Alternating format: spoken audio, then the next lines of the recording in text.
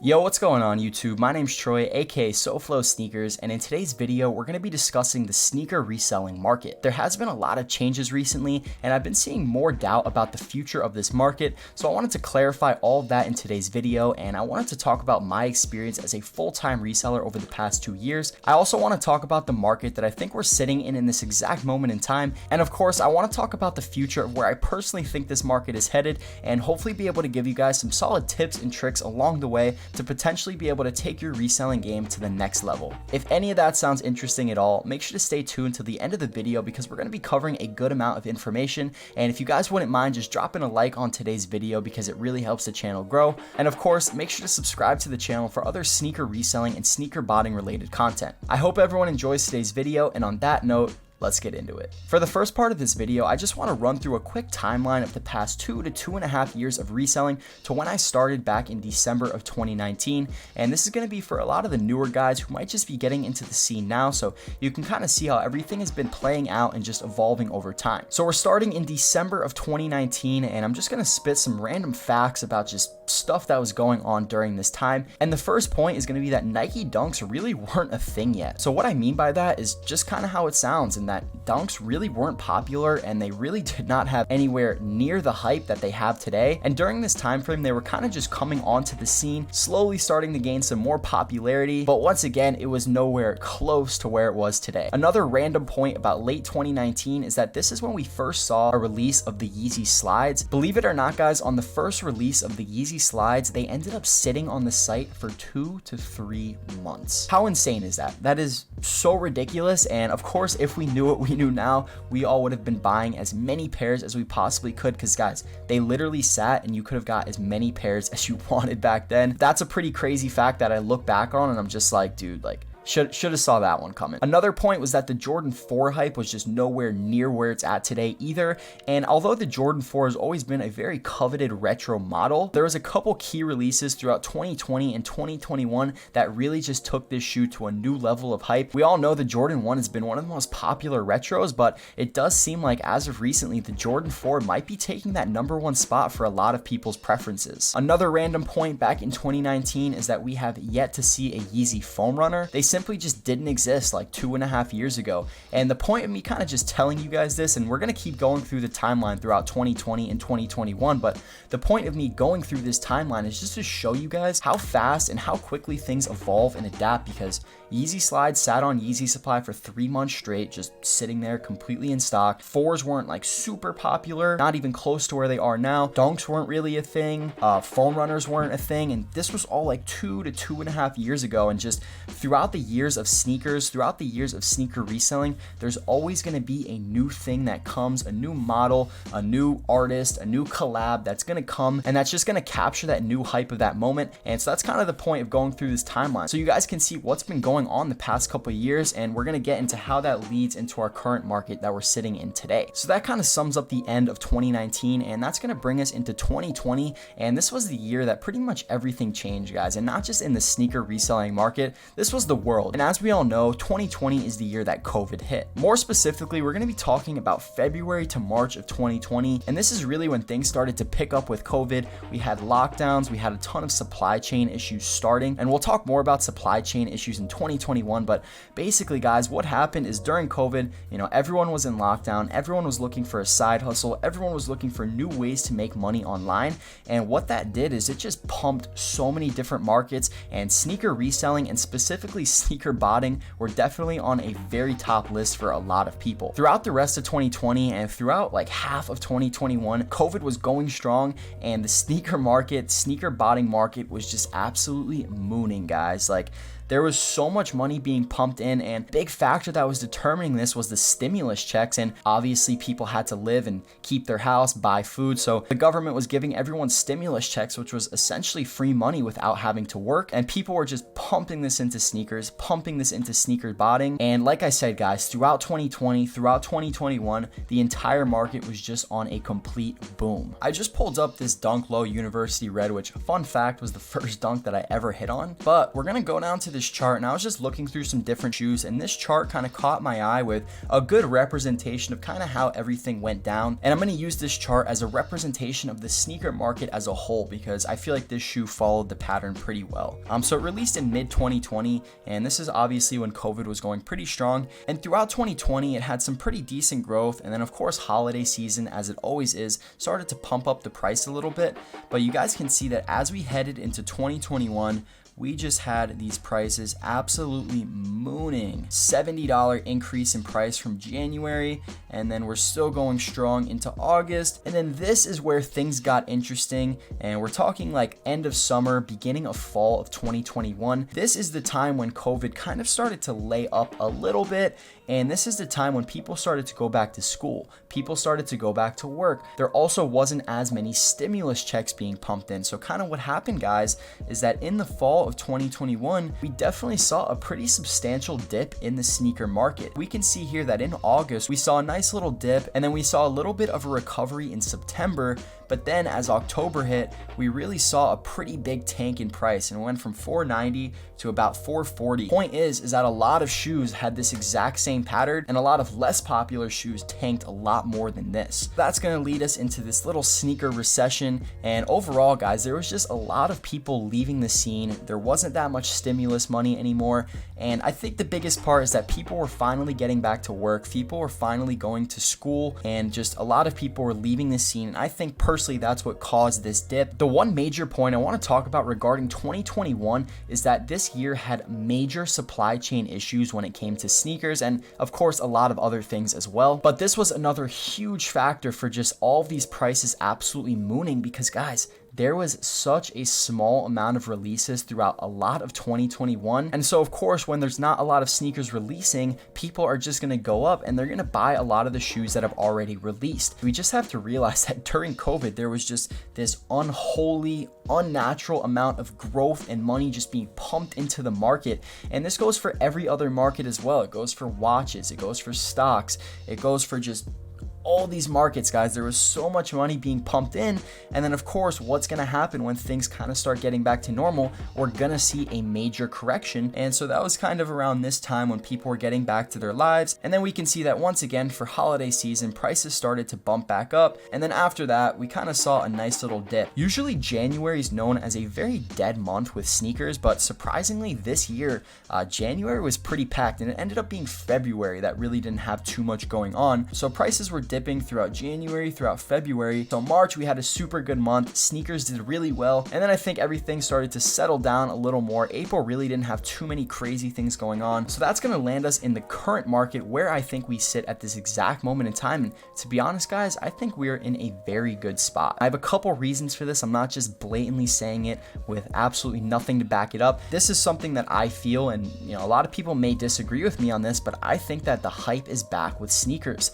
I think that people are just excited again. I think that there's a lot of money being pumped back into this market, and more importantly than anything, there has been a ton of releases so far this year, and there is a ton more that is about to happen, guys. We have some fire Jordan 1 colorways, we have fire Jordan 4s on the way, we have a ton of Yeezys, including OG models like the Turtle Doves, we have Dunk colorways on the way, we have collabs, we have the Chicago 85 Reimagined dropping in October. At least now until the end of the year, I just think things are going to be awesome. I really do think the market is going to continue playing out very nicely throughout the rest of the year, just on the sole fact that there's so many fire releases coming out. I don't see how it couldn't not do well unless just some crazy recession in the economy happens, and there's whispers about stuff like that, but that's another story for another day. I think we're sitting in a good spot right now. May is usually a little bit slower, and I think we have slides releasing this month, and I think we have some other smaller releases coming up as well. But June is going to be absolutely packed, and I really do think from June on is just going to be so sick. There's going to be so many opportunities to make some money. There's going to be so many opportunities to get fire personals, and I really do think the entire sneaker culture is looking forward to this, and I definitely want to hear your guys' thoughts in the comments below. Where do you think we sit right now? Where do you think the hype lays? Where do you think that we're headed in the future? Because obviously this is all my opinion, but I just think that everyone needs to realize and just kind of understand how markets work. And there's always going to be cycles. There's always going to be levels. There's going to be highs. There's going to be lows, and it just goes up, down, up, down. And guys, that's just, it's a market, right? Nothing can just go pumping up to the moon. And obviously it did this for reasons stated before during 2020 and 2021, but that was not a normal market. That was not a normal point in time. And for something like that to happen again is just very unlikely. But the key point is just understanding market cycles and just that things have to go down in order for them to go back up again. I have so many buddies who started reselling in 2015, 2016, 2017, and they just always tell me, they're like, dude, the amount of times that we just thought either sneaker botting or sneaker reselling was just dead, it was gonna go away. Dude, they're like 4 or 5 times where they were like absolutely convinced that the market was done, sneaker botting was done, a site made a change, and whatever it is, right, guys? And I think it just goes to show you that sneakers are here to stay, at least in my opinion, right? Sneaker botting has definitely got a lot more competitive, but at the end of the day, guys, at least as of this exact moment in time, there are still people making tens of thousands of dollars per release. And like I said, it is a lot more competitive and it is a lot harder to do than it used to be. But that doesn't mean that it's still not possible, and it doesn't mean that people aren't doing it, because they literally are. For the last part of this video, I just want to go over some tips and tricks that can hopefully help everyone maximize their sneaker reselling game and just kind of take their profits up to the next level. For the first point, I think a lot of people probably know what I'm going to say about this. And guys, I truly believe in my heart that in most circumstances, people should not be selling on StockX. And before people just go crazy in the comments roasting me, just hear me out for a second, all right? Hear me out. There's like 2 or 3 scenarios where I think that selling on StockX makes sense, okay? So I'm not a total StockX hater. I think there's a couple scenarios where it makes sense. First scenario in which I think it makes sense to sell on StockX is if you are selling a rare shoe that is very difficult to find a buyer for. That makes perfect sense to me, right? It's like, it's hard to find a buyer. You've tried local, you've tried your shops, you've tried your connections, and you can't really find a buyer for this rare shoe. Okay, you see a nice bid on StockX, you're happy with the payout. I'm cool with that, right? Just to clarify, I don't have an issue with people who sell on StockX. I just think that a lot of people are losing out on potential money, and they're just basing their entire reselling game based on the payout of StockX. Oh, this shoe's a brick because I get under retail with payout on StockX, although someone else is selling that shoe for $30 profit a pair locally. And we're going to kind of dig deeper into this as we go. But to move on to the second scenario where I think it makes sense for people to sell on StockX is that if you just live in the middle of nowhere, like if you just have no sneaker game by you don't have any shops, you don't have consignment stores, you just have no local sneaker game, then okay, I think that makes a lot more sense. And although I do still think that there's other ways to sell your shoes, I understand if you just live in the middle of nowhere, because of course that's going to make it a lot harder to get rid of your shoes locally and for a good price. And the third reason is going to tie into the next point, is if your sneaker reselling game is a hobby or a business, right? I think there's a big difference between a hobby and a business, and I'll try to just throw something on screen real quick. But for everyone who knows, I think that if you are running your sneaker reselling game as a hobby, you don't really care about getting the maximum dollar for your shoe, and you kind of just buy shoes for fun, you're botting, you're having a good time, then okay, you're selling on StockX and it probably doesn't mean a lot to you. You might not even be in it for the money, right? And that way you're just trying to get rid of some sneakers, you're selling on StockX, like, okay, that makes sense to me as well. If that's something that you're doing, if you're just doing this for fun, you want some personals, then okay, that makes sense to sell on StockX. But on the other hand, if you're running your sneaker reselling business as a business, literally as a sneaker reselling business, then I really don't think, unless it's some of the reasons that I listed before, and feel free to argue with me in the comments because I want to hear why people sell on StockX.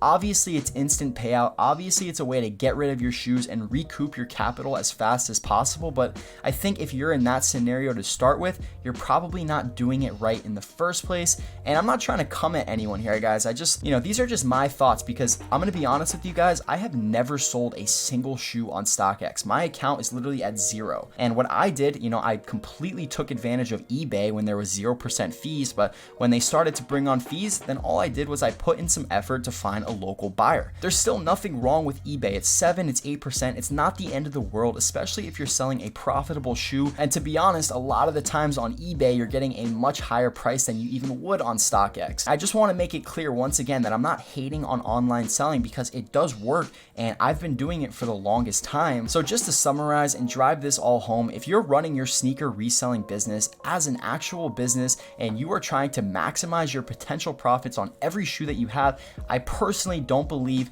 unless in some scenarios, that anyone should really be selling on StockX. So this guy's just telling me to not sell on StockX, and he's not really giving me any suggestions on what to do, but I'm about to. Number one suggestion, OfferUp and Facebook Marketplace. We love them, but we hate them at the same time because everyone is just lowballing the hell out of you. But guys, in reality, this is a fantastic way to start building up a customer base and to start marketing with other resellers, with other individuals, store owners, and overall, it's definitely a grind. It's definitely not easy, but OfferUp and Facebook Marketplace is just a start. Like if you live in a big city, if you live somewhere where the sneaker game is pretty hot, I just think there's no reason to not be trying to push out these local sales. So I think OfferUp and Facebook Marketplace and just maybe any other local marketplace that you have is a very great start, but I also don't think that's a super consistent way to sell because if there's just a bricky pair, it's more than likely going to be pretty difficult to sell locally because the market is just going to be absolutely flooded. And for this reason, and for what my personal number one recommendation to do to sell your sneakers for the best prices possible, is you guys got to start creating your own personal brand. I personally know so many people that sell their shoes through their Instagram page and just getting crazy prices. Like it's just every single time they sell a shoe on OfferUp or Facebook or to a friend, whatever it is, you tell all your boys, go follow me on Instagram, spread the word, tag me in the post if you pick up a shoe for me, and overall just basic marketing techniques and just building up that Instagram clientele to sell sneakers. Once you have the following and once you have consistent people who are actively looking for sneakers, actively looking to pick up the new releases, they're gonna see your posts, they're gonna see your stories, and of course this is gonna take time, but when that does happen, you're gonna have a very reliable way to get rid of pairs for around lowest ask or maybe even more of a price locally. For anyone who doesn't know, a fair market price of the shoe is technically the lowest ask on StockX, right? Because if you want to sell on the platform, you have a nice fat percentage of a fee being taken out, but if you want to buy on the platform, you also have to pay a ton of fees. So that middle ground is considered the market price, and locally that's around what you should be getting. The next way to get rid of your shoes for a good price could be going to shows. Another potentially good way to get rid of your shoes for good prices is just to hit up all of your local shops. You can either just outright get cashed out by these shops, or you could consign your shoes. And for anyone who doesn't know what consigning is, basically you just give the shoe to the shop, they post it for sale for a usually ridiculous price, like way over StockX, and then when they sell that shoe, they take a percentage, you get the rest of the money. And a lot of the times, if you can find a consistent shop that consigns, you're gonna end up making a ton more money on your sneakers. The only really downside with consignment is that a lot of the times they take a lot longer to sell. This could be a good option for people who don't really mind holding onto their shoes, and just for people who don't really mind putting up that capital for an extended period of time. I realize I didn't go into a crazy amount of detail into all these different aspects and different ways to sell your shoes, but hopefully I was able to give you guys some good ideas if you weren't already aware of these methods. But by far the number one way that you're going to be able to consistently really take this sneaker game to the next level is going to be by building your own personal brand, guys. And that's going to be my number one recommendation for everyone watching this video. Go make an Instagram for your sneakers, go connect, go market, post on OfferUp, post on Facebook Marketplace, because if you grind this out and if you build up that following and people can come to you as a reliable source of authentic sneakers for a good price, you guys are going to be able to move any pairs that you want. So that's just my 2 cents on the whole situation, where the market was, where the market is, where the market's headed, and hopefully I gave you guys some solid tips and tricks on just different ways to maximize your profits and just really take your sneaker reselling game to the next level. So once again, guys, if you enjoyed today's video, make sure to drop a like, and of course make sure to subscribe to the channel for other future content. I really do hope everyone enjoyed today's video. Drop a comment with your thoughts on anything I talked about down below, and that's about it, guys. So on that note, I'll catch you all on the next one.